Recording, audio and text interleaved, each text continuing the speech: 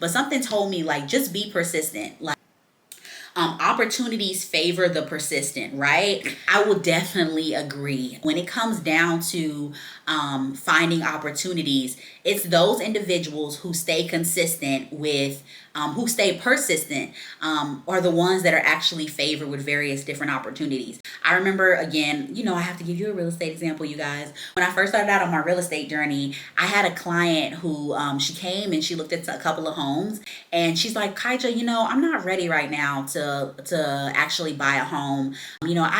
She gave me all the excuses in the book, but I was adamant, like, I know that she's ready, but she keeps finding different excuses and hurdles when it comes down to home ownership. So I said, you know what? I'm going to try something out. And this was my first time. I didn't really even understand like the follow-up process. I didn't even understand what that meant. But something told me, like, just be persistent. Like, don't give up. So I remember I saved her name in my phone, right? So I want to say a few weeks later, she called me, and I can't remember what exactly her name was, but I said, hey, I'm just going to say Mrs. Jones for the sake of this example. I'm like, hey, Mrs. Jones, how are you today? And she's like, you saved my name and my number? I said, yeah, of course, absolutely. I said, I wanted to make sure, I could put a face with the name when you called back. She's like, wow. She's like, I really appreciate that you didn't just take, you weren't just trying to sell me a house. Like, you understood, like, that I was willing to wait and that I want to grow within this process. And then I also took notes with her too as well, like what she wanted within a home and actually figuring out what her needs and wants were. And she ended up buying a home for me.